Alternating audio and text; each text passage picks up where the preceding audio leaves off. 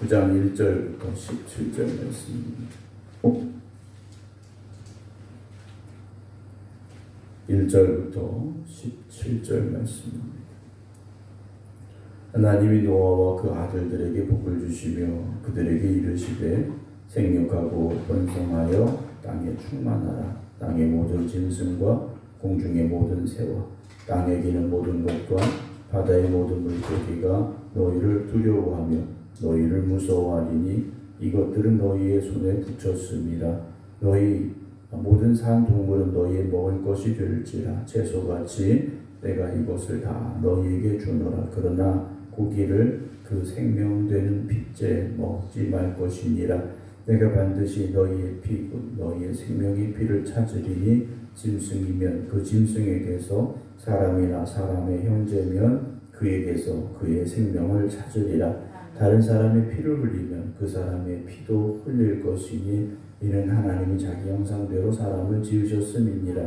너희는 생육하고 번성하며 땅에 가득하여 그 중에서 번성하라 하셨더라. 하나님이 노아와 그와 함께한 아들들에게 말씀하여 이르시되 내가 내 언약을 너희와 너희 후손과 너희와 함께한 모든 생물 곧 너희와 함께한 새와 가축과 땅의 모든 생물에게 세우리니 방주에서 나온 모든 것 곧 땅의 모든 짐승에게니라. 내가 너희와 언약을 세우리니 다시는 모든 생물을 홍수로 멸하지 아니할 것이라. 땅을 멸할 홍수가 다시 있지 아니하리라. 하나님이 이르시되 내가 나와 너희와 및 너희와 함께하는 모든 생물 사이에 대대로 영원히 세우는 언약의 증거는 이것이니라. 내가 내 무지개를 구름 속에 두었나니 이것이 나와 세상 사이의 언약의 증거니라.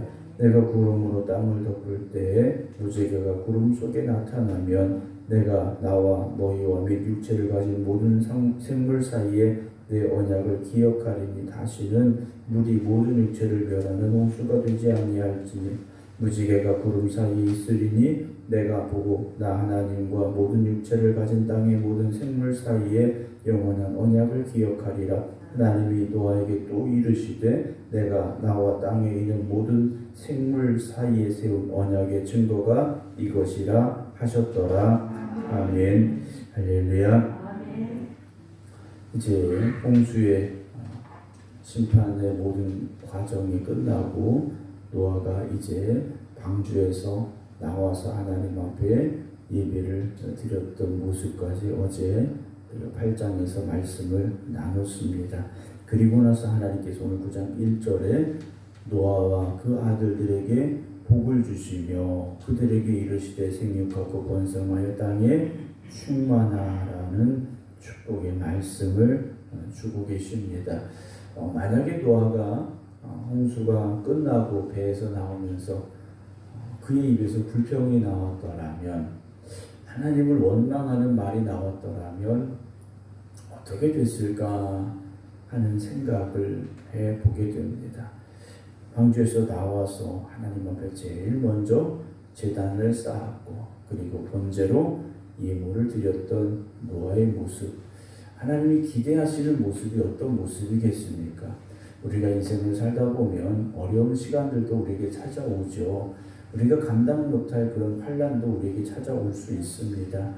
근데 우리가 생각해 보면요, 그런 시간들 속에 우리의 입에서 나오는 말들 대부분은 걱정과 염려와 불평과 원망이 많더라는 거죠. 정말 그런 상황에서도 하나님께 감사하면서 하나님의 선하신 뜻이 있음을 믿고 살아가는 우리가 되어져야 되는데, 우리가 그렇지 못하다라는 그런 생각을, 마음을 우리들 자신 속에서 찾아보게 됩니다. 어느 순간에도 우리가 항상 하나님의 선하신 뜻이 있음을 믿고 감사하며 또 하나님께 모든 것 맡기고 나아갈 수 있기를 주의 이름으로 축원합니다. 감사하며 하나님 앞에 예배드리는 노아와 그 아들들에게 하나님이 복을 주셨죠. 그리고 생육하고 번성하여 땅에 이제 충만하라. 노아와 노아의 자녀들을 통하여서 새로운 역사가 이제 시작이 되어지는데, 그들의 역사는 어떤 역사입니까? 하나님이 복 주시는 역사라는 거죠. 맨 처음 창조하셨을 때처럼 노아와 그의 가족에게도 하나님이 축복하시겠다 약속하시면서 새 날을 주셨는데요. 이전에 보게 되면 땅의 모든 짐승과 공중의 모든 새와 땅에 기는 모든 것과 바다의 모든 물고기가 이제 어떻게 됩니까? 너희를 두려워하며 너희를 무서워할 것이다 라는 말씀을 하셔요. 창조의 모습 속에서는 에덴에서는 그렇지 않았는데 이제 홍수의 심판 이후에는 사람과 모든 짐승의 관계가 이런 관계가 되어지게 됐고요. 3절 보면 모든 산 동물은 너희의 먹을 것이 될지라 채소같이 내가 이것을 다 너희에게 주노라 라는 말씀이 나와요. 그래서 많은 이들이 이 말씀을 읽으면서 노아의 홍수 이전에는 사람들이 우리가 지금 말하는 채식주의자들이죠. 채식주의자는 나는 고기도 먹을 수 있지만 채식만 먹겠다라는 의미겠습니다. 어쨌든 고기를 먹지 않는 그런 삶이었는데 홍수 이후에는 이제 고기를 먹는 그런 생활로 이제 바뀌게 되는데요. 4절 보면 그러나 하지 말아야 될 것이 있습니다. 고기를 그 생명되는 핏째 먹지 말아라 그러십니다. 피하고 같이 먹지 말라 하셨어요. 그럼 왜 피를 먹지 말라고 하시면 피가 나쁜 것이 들어있어서가 아니라 생명이기 때문이라는 것이죠. 생명이기 때문에 그 핏째 먹지 말아라 하시면서 짐승이면 그 짐승에게서 사람이나 사람의 형제는 그에게서 그의 생명을 찾으리라 하십니다. 그 고기를 먹기 위해서는 결국 짐승을 하나 죽여야 되지 않습니까? 그런데 그 짐승을 죽이는 것이 먹기 위한 과정으로 죽여야지 이것이 어떤 자기의 즐거움이라든지 어떤 다른 수단이 되어서는 안 된다라는 것이죠. 더군다나 사람의 생명을 소중하게 여겨야 되면서 하나님 말씀하시죠. 그래서 6절에 보면 다른 사람의 피를 흘리면 그 사람의 피도 흘릴 것이 이는 하나님이 자기 형상대로 사람을 지으셨기 때문이라는 것이죠. 오늘도 이 시대를 우리가 살아가면서 다른 사람들, 나 아닌 다른 사람들도 하나님이 창조하신 하나님의 형상대로 지으신 거룩하고 복된 존재들이라는 것을 우리가 잊지 않아야 됩니다. 근데 어떤 삶을 우리가 요즘 보게 됩니까? 사람들을 무시합니다. 우리가 흔히 말하는 인격도 무시하고 사람으로서의 그런 존귀함도 무시당하고 이런 경우들을 우리가 종종 보게 되고요. 뉴스를 보면 그런 일들이 참 비일비재하게 일어나고 있음을 보게 되죠. 오늘 이 시대가 하나님이 창조하신 그 섭리가 지켜져야 되는데 깨어지고 있다 하는 것을 보게 됩니다. 그렇다면 우리가 어떻게 될 것인가?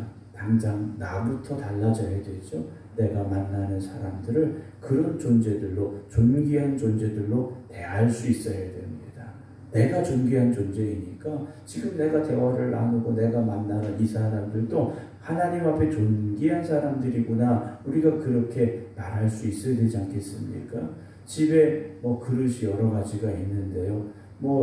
몇천 원짜리 그릇은 그렇게 소중하게 다루지 않아도 되죠. 그런데 백화점 같은 데 가보면요, 엄청나게 비싼 그릇들이 있어요. 이거 손님 올 때만 내놓을 수 있는 그런 그릇들이 있는데 이런 그릇들을 다룰 땐 얼마나 소중하게 다루겠습니까? 그런 그릇들보다도 하나님 창조하신 사람은요, 더욱더 존귀한 사람들이죠. 그래서 오늘도 이 하루가 여러분들이 만나는 사람들에게 여러분들이 하나님이 저 사람을 저렇게 존귀하게 만드셨구나 라는 그런 마음을 가지고 대할 수 있기를 주님의 이름으로 축원합니다. 8절 보면요, 하나님 노아와 그와 함께한 아들들에게 말씀하시면서 언약에 대한 말씀을 주고 계시죠. 우리가 잘 알고 있는 무지개 언약을 주셨는데요. 내가 내 언약을 너희와 너희 후손과 너희와 함께한 모든 생물 곧 너희와 함께한 새와 가축과 땅의 모든 생물에게 세우리니 방주에서 나온 모든 것 곧 땅의 모든 짐승에게 주시는 약속입니다. 그러면서 11절에 다시는 모든 생물을 홍수로 멸하지 아니할 것이라 땅을 멸할 홍수가 다시 있지 아니하리라 하나님께서 약속하셔요. 다시는 홍수로 멸하지 않겠다, 이 약속을 주시는데 그 증거로 세우신 것이 무엇입니까? 13절 내가 내 무지개를 구름 속에 두었나니 이것이 나와 세상 사이 언약의 증거다라고 말씀하시죠. 우리가 흔히 말하는 트라우마라는 게 있는데 노아와 그 가족들에게 또는 어떤 짐승들에게 비만 오면 아마 그런 트라우마가 생길 수도 있겠죠. 이것도 홍수의 심판이 오는 거 아니야? 라는 두려운 마음이 생길 수도 있겠죠. 근데 하나님께서 그런 거 아니다. 다시는 홍수로 심판하지 않겠다. 라고 언약을 이 무지개의 증거를 통해서 보여주고 계시다라는 거죠. 그럼 무지개를 볼 때마다 그래 이제 다시는 홍수로 심판하지 않는데 이런 안일함이 아니라 다시 홍수로 심판하실 수 있음에도 불구하고 하나님께서 하지 아니하신다라는 경고의 말씀으로 또한 우리가 받아들일 수 있어야 되겠죠. 하나님께서 이 세상을 보실 때 노아 시대보다 더 낫겠는가? 노아 시대는 교회도 없었는데 지금 교회도 많고 교회 다니는 사람도 많고 그런 마음을 가지고 안일하게 우리가 생각해서는 안 될 것이죠. 하나님께서 다시 이 세상을 심판하실 수도 있음을 우리가 잊지 않아야 됩니다. 주님 다시 오시는 그날에 분명히 심판의 그날이라 하셨는데 물론 물로써 심판하시거나 어떤 다른 방법으로 심판하신다 우리가 알 수는 없지만 이 세상이 죄악으로 가득함에도 불구하고 참고 기다리고 계신 하나님의 마음을 우리가 깨달을 수 있어야 할 것입니다. 하나님께서 말씀을 하시죠. 16절 보면요. 무지개가 구름 사이에 있으리니 내가 보고 나 하나님과 모든 육체를 가진 땅의 모든 생물 사이에 영원한 언약을 하나님께서 기억하시겠다 하셨어요. 17절에도 노아에게 또 말씀하시죠. 내가 나와 땅에 있는 모든 생물 사이에 세운 언약의 증거가 이것이다. 무지개를 보면 우리도 하나님께서 홍수로 심판하지 아니하시는 약속이다 라는 것을 알 수 있지만 하나님께서도 기억하시겠다라는 거죠. 사랑하는 성도 여러분, 하나님은 지금도 우리와 함께하고 계시고 우리가 하나님의 자녀답게 살기를 또한 기대하고 계십니다. 그러나 이 시대가 또다시 죄악으로 가득하여져 있고 하나님 보시기에 부패하고 패역한 세대가 되었음을 우리 자신이 알고 있지 않습니까? 그렇다면 이 시대 다시 우리가 붙잡아야 될 것이 무엇이겠습니까? 구원의 십자가, 복음의 십자가를 붙잡아야만 됩니다. 오늘도 그 십자가를 바라보면서 그래 주님의 저 십자가 때문에 죽어야 될 내가 죽지 않고 오늘도 살아가고 있구나라는 그런 믿음의 고백을 가지시고 오늘 이 하루 그 십자가 앞에 부끄럽지 않은 저와 여러분들의 믿음의 삶이 되어질 수 있기를 주님의 이름으로 축원합니다. 기도하겠습니다. 노아 시대에 하나님이 창조하셨던 그 아름다운 섭리가 깨어지고 모든 사람들이 죄악 가운데 살아가고 있었고 하나님께서 더 두고 보실 수 없어서 그 부패한 세상을 물로써 심판하셨음을 우리가 말씀을 통하여 보게 됩니다. 그러나 오늘 시대에도 노아 시대처럼 죄악이 가득하고 있음을 또한 우리가 깨닫게 됩니다. 노아 시대 물로써 심판하셨던 하나님께서 다시는 물로써 심판하지 아니하시겠다 약속하시고 무지개의 언약을 주셨지만 오늘 이 시대는 다시 멸망을 향해 가고 있음을 우리가 깨닫게 됩니다. 하나님 오늘 우리가 깨어있게 하여 주시어서 노아와 같이 그 부패한 시대 속에서도 하나님의 말씀에 순종하며 하나님의 기쁨이 되는 삶을 살아가게 하여 주시옵소서. 그래서 오늘도 우리에게 주어진 그 구원의 십자가만 붙잡게 하여 주시옵소서. 그 구원의 십자가만 의지하게 하여 주시옵소서. 그래서 주님 다시 오시는 그날까지 믿음을 지켜 하나님의 자녀답게 살아갈 수 있는 우리 모든 성도들 되게 하여 주시옵소서. 또한 주님 앞에 간절히 기도하기는 우리가 세상에 나아가서도 하나님의 자녀다운 삶을 지켜가게 하여 주시옵소서. 하나님의 뜻 가운데 거하게 하여 주시옵소서. 그래서 오늘도 이 하루가 세상 속에 살지만 세상과 구별된 삶이 되게 하여 주시옵시고 하나님의 기쁨이 되는 믿음의 길만 갈 수 있는 저희들 되게 하여 주시옵소서. 이제는 우리 주 예수 그리스도의 은혜와 아버지 하나님의 무한하신 사랑하심과 성령님의 감동 감화 교통하심이 오늘도 이 하루 오직 우리를 구원하시고 우리와 함께 하시는 하나님만 의지하며 살겠습니다. 기도드리는 모든 성도들 위해 이제부터 영원토록 함께 하시기를 간절히 축원하옵나이다. 아멘.